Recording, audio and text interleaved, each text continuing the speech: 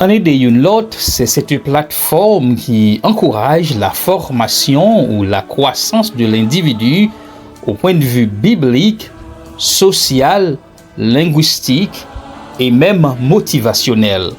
En idée une l'autre, c'est donc la lumière qui brille dans les ténèbres. Chers frères et sœurs, bonjour. Un très jeune petit garçon qui peut même gagner 50 ans, il dit avant qu'Abraham t'ait fait, il t'ait existé. Une construction, il prend environ 40 ans pour y faire, il dit craser, la reconstruire dans 3 jours. Il est vrai que il pas parler de construction physique temple Jérusalem là. Monsieur paraît, il dit, il c'est fils de Dieu. Oh, pour un pile monde, monsieur Guelet pas comprendre, ça veut dire l'expression fils de Dieu. Monsieur dit monde, tes péchés te sont pardonnés. Il y a des gens qui pensent, monsieur a fait des déclarations qui déplacées. C'est petit garçon ça qui levé en bas là, Nazareth là, c'est lui-même qui t'a couru monter, couru descendre, a fait la go avec petits amis. Papa adoptif li Joseph gon atelier en bas. Jeune petit garçon ça a guéri moun jou sabbat. Devant yeux pharisiens yo, monsieur paraît comme un insupportable fauteur de troubles, provocateur, blasphémateur. En arrivant sur le territoire de Césarée de Philippe, monsieur dit avec disciples yo, qui est nous tendez yo dit moyen. Disciples dit gen moun qui dit ou c'est Jean-Baptiste, gen moun qui dit ou c'est Élie, gen moun qui dit ou c'est un prophète. Ça veut dire depuis bien longtemps on paquet l'idée diverger concernant ce personnage. Si pour un pile monde Jésus c'est un insupportable provocateur, blasphémateur, dans Jean chapitre 3 verset 2, Nicodème dit Rabbi, qui signifie maître. Dans Jean chapitre 20 verset 28, Thomas relève mon Seigneur et mon Dieu. Jésus pas là, mais réunion, discussion toujours faite sous dol et poli. Ou même captant de nous, si on t'a dit ou gagné un être qui 100% homme, 100% Dieu, comment ou t'a prélevé la présence de ces deux natures? Union de nature ça yo dans être ça, comment ou t'a prélevé? N'a pas évité de poursuivre avec nous un magistral exposé sur la double nature de Jésus avec notre bien-aimé frère Wilson Auguste. Juste avant, n'a rappelé pas oublier abonner avec plateforme ça qui relève en aider une l'autre là. Dans section qui réservée aux commentaires, placez un commentaire. Dis est-ce que vous d'accord avec nous? Dis est-ce que vous pas d'accord avec nous? Si ou pas d'accord avec nous, dis-nous qui ça pour nous te dit au lieu de ça nous dire. On suit l'exposé ensemble.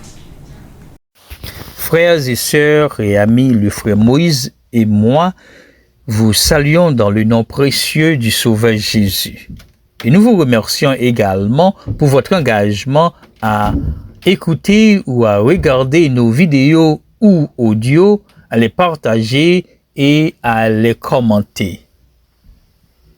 Notre présentation pour aujourd'hui a pour titre La double nature de Jésus ou l'union hypostatique.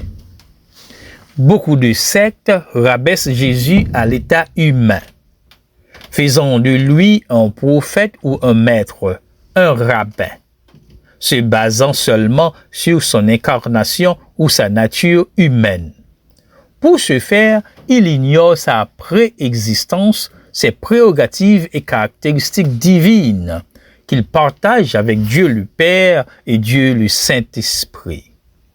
Cette pratique n'est pas du tout nouvelle, puisque dès les premiers siècles même du christianisme, l'Église avait déjà commencé à combattre ces hérésies. En son exemple, le concile de Nicée en l'an 325 et celui de Chalcédon en l'an 451. Ces rencontres, conciles ou assemblées des évêques de l'Église de toutes parts était pour affirmer fermement et clairement les croyances ou pratiques de l'Église en ce qui a trait à la personne de Jésus-Christ. Le terme union hypostatique était utilisé pour décrire l'existence des deux natures en Jésus. Un parcours de l'Ancien et du Nouveau Testament, prenant en considération les contextes, suffira pour faire jaillir la lumière sur cette ambiguïté de la part des détracteurs de l'homme-Dieu. La préexistence de Jésus, ça veut dire l'existence de Jésus avant sa naissance sur terre ou l'existence de Jésus avant son incarnation. Les Saintes Écritures ne nous laissent aucun doute concernant la préexistence de Jésus si on se demande où était Jésus avant son incarnation. Il existait sous forme de Dieu avec les autres membres de la Sainte Trinité avant la création. Jean 1er, verset 1er et Philippiens 2, verset 6. Apocalypse 22, verset 13 nous dit qu'il est l'alpha et l'oméga, le premier et le dernier, ce qui signifie qu'il n'a ni commencement ni fin. Michée, chapitre 5, verset 1 à 2, nous enseigne que ses origines remontent depuis les temps anciens, depuis les jours de l'éternité. Le prophète Daniel, dans sa vision nocturne, l'a vu bien des siècles avant son incarnation et nous a confirmé que sa domination est éternelle. Enfin, dans sa prière sacerdotale, notre Sauveur disait: « Et maintenant, toi, Père, glorifie-moi auprès de toi-même de la gloire que j'avais auprès de toi avant que le monde fût. » Et dans Jean 8, 58, Jésus répondit: « Avant qu'Abraham fût, je suis. » Il serait donc superflu de vouloir continuer à prolonger la liste des passages bibliques prouvant la préexistence de Jésus. Il est important de considérer la nature humaine de Jésus et d'après la Bible.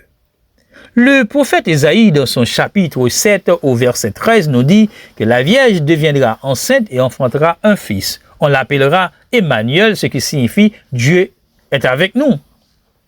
Et dans Luc 2, verset 23, nous lisons que Jésus croissait en connaissance et en stature. Dans Hébreux 2, verset 17, il a dû être rendu semblable en toutes choses à ses frères. Dans Actes chapitre 17, verset 31, l'apôtre Paul se réfère à lui en tant qu'homme. D'après la Bible, Jésus est donc humain. Jésus pleura dans Jean 11, 35, preuve qu'il avait émotion, ou qu'il avait de l'émotion. Il était fatigué et s'endormit dans la barque, preuve de son corps physique. Il était maltraité et tué, évidence que le corps qu'il a pris au cours de son incarnation était mortel. Jésus est donc 100% humain.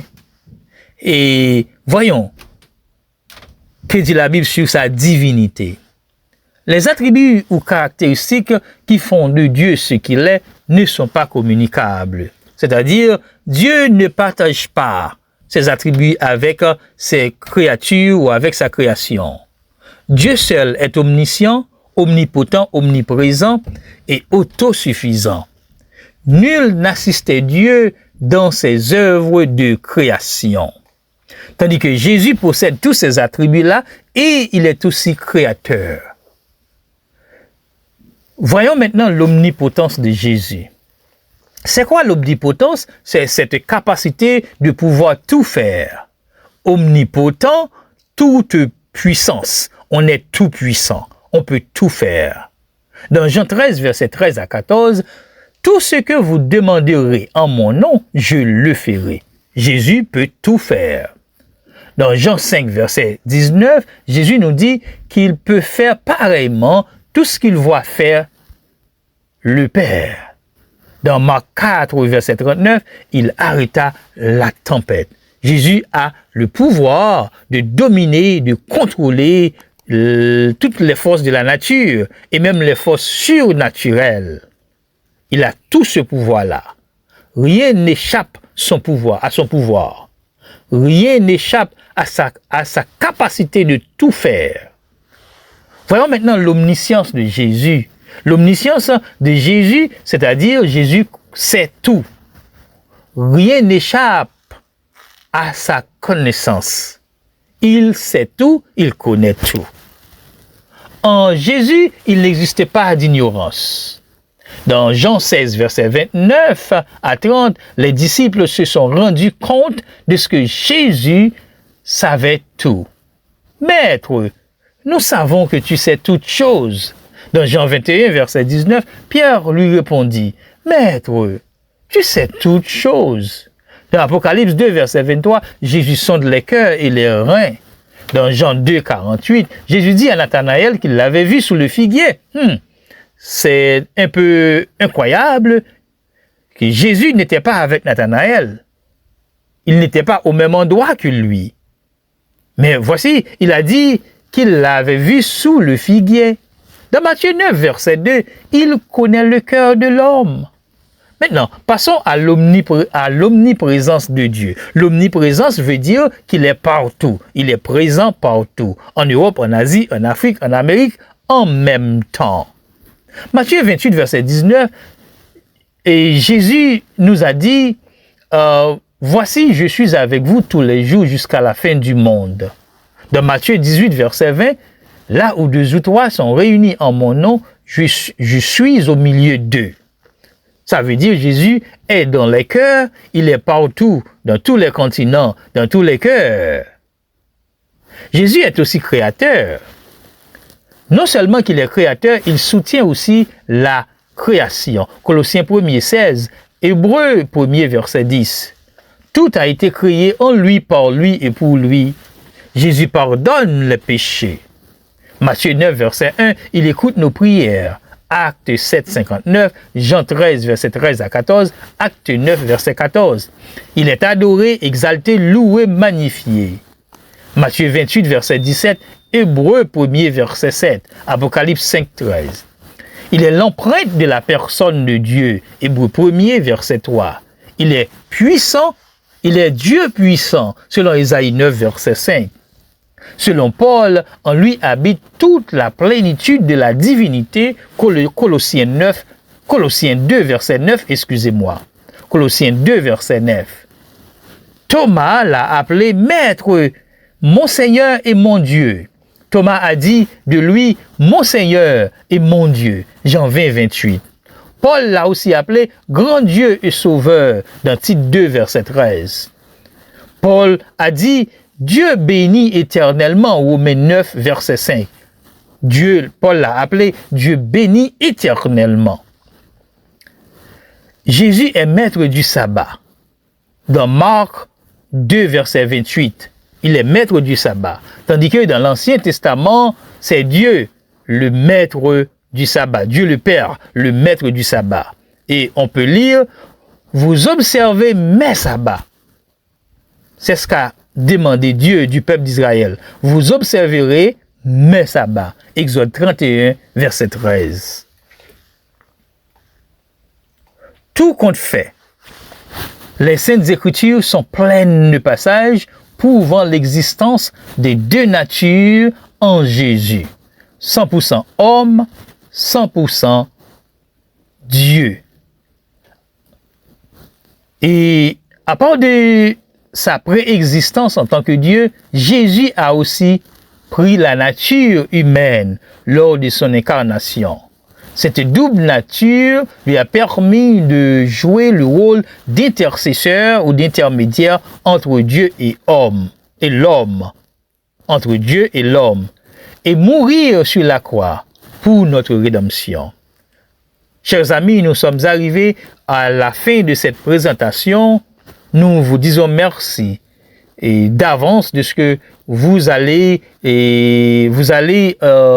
l'écouter et vous allez prendre vos plumes, crayons, cahiers pour prendre note et aller donc vérifier les versets que nous avons mentionnés dans cette présentation. Nous espérons vous parler bientôt. Que Dieu vous bénisse. Merci.